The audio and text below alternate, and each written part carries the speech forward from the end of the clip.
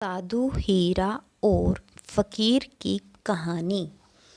एक विद्वान साधु थे जो दुनियादारी से दूर रहते थे।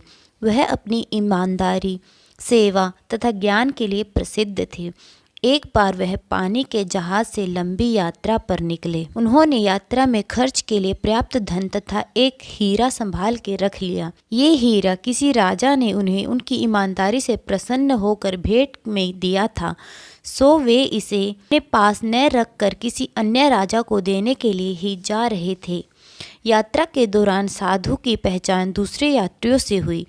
वे उन्हें ज्ञान की बातें बताते गए। उस फकीर को लालच आ गया। एक फकीर यात्री ने उन्हें नीचा दिखाने की मनसा से नजदीकियां बढ़ा ली। एक दिन बातों बातों में साधु ने उसे विश्वास पात्र भगवान का बंदा समझकर हीरे की झलक भी उसे दिखा दी। उस फकीर को लालच आ गया। उसने उस हीरे को हथियाने की योजना बनाई। रात को जब साधु सो गया तो उसने उसके झोले तथा उनके वस्त्र में हीरा ढूंढा, पर उसे नहीं मिला। अगले दिन उसने दोपहर के भोजन के समय साधु से कहा, इतना कीमती हीरा है, आपने संभाल के रखा है ना? साधु ने अपने झोले से निकाल कर दिखाया कि देखो, ये इसी में रखा है। हीरा देखकर फकीर को बहुत हैरानी हुई कि उसे कल रात को क्यों नहीं मिला। आज रात फिर प्रयास करूँगा, ये सोचकर उसने दिन काटा। सांझ होते ही तुरंत अपने कपड़े टांग कर, सामान रखकर, स्वास्थ्य ठीक नहीं है कहकर जल्दी सोने का नाटक किया। निश्चित समय पर संध्या पूजा अर्चना के पश्चात जब साधु अपने कमरे में आए तो उन्होंने फकीर को सोते हुए पाया। सोचा आज स्वास्थ्य ठीक नहीं है, इसलिए फकीर बिना भगवान की पूजा किए ही सो गया है। उन्होंने भी अपने कपड़े तथा झोला उतार कर टांग दिया और सो गए। आधी रात को फकीर ने उठकर फिर साधु के कपड़े तथा झोला झाड़ झाड़ कर देखा। उसे हीरा फिर भी नहीं मिला। अगले दिन उदास मन से फकीर ने साधु से पूछा, इतना कीमती हीरा संभाल कर तो रखा है ना? साधु बाबा, यह बहुत चोर हैं। साधु ने फिर अपनी पोटली खोलकर उसे हीरा दिखा दिया। हैरान परेशान फकीर के मन में जो प्रश्न था उसने साधु से खुलकर कह दिया। उसने साधु से पूछा कि पिछली 2 रातों से मैं आपके कपड़े तथा झोले में इस हीरे को ढूंढता हूँ, मगर मुझे यह हीरा नहीं मिलता है। ऐसा क्यों? रात को यह हीरा कहाँ चला जाता है? साधु ने बताया, मुझे पता है कि तुम कपटी हो। तुम्हारी नीयत इस हीरे पर खराब थी। तुम इसे हर रात अंधेरे में चोरी करने का प्रयास करते हो, इसलिए पिछली 2 रातों से मैं अपना यह हीरा तुम्हारे ही कपड़ों में छुपा कर सो जाता था। रातें उठते ही तुम्हारे उठने से पहले इसे वापस निकाल लेता था।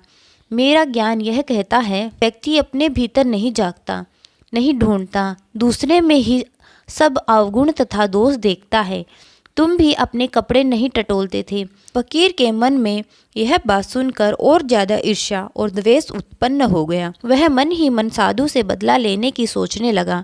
उसने सारी रात जागकर एक योजना बनाई। सुबह उसने जोर जोर से चिल्लाना शुरू कर दिया, हाय मैं मर गया, हाय मैं मर गया, मेरा एक कीमती हीरा चोरी हो गया। वह रोने लगा। जहाज के कर्मचारियों ने कहा, तुम घबराते क्यों हो? जिसने चोरी की होगी वह यही होगा। हम एक एक की तलाशी लेते हैं, वह पकड़ा जाएगा। यात्रियों की तलाशी शुरू हुई। जब साधु बाबा की बारी आई तो जहाज के कर्मचारियों और यात्रियों ने उनसे कहा, आपकी क्या तलाशी ली जाए? आप पर तो अविश्वास करना ही अधर्म है।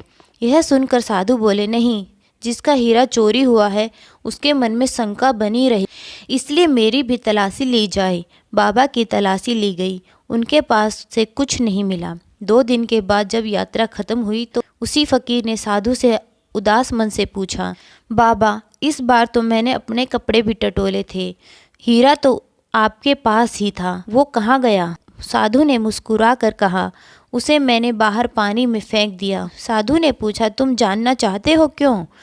क्योंकि मैंने जीवन में 2 ही पुण्य कमाए थे, एक ईमानदारी और दूसरा लोगों का विश्वास।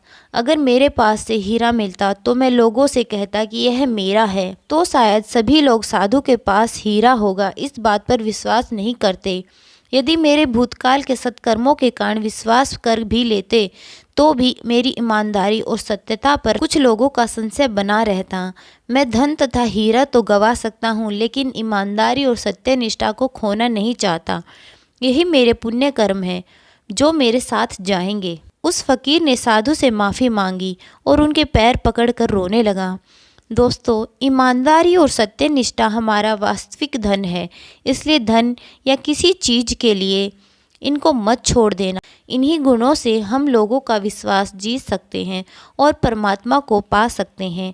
धन्यवाद। अगर आपको हमारी यह कहानी पसंद आई हो तो please like, share and subscribe our YouTube channel Panchatantra की कहानियाँ।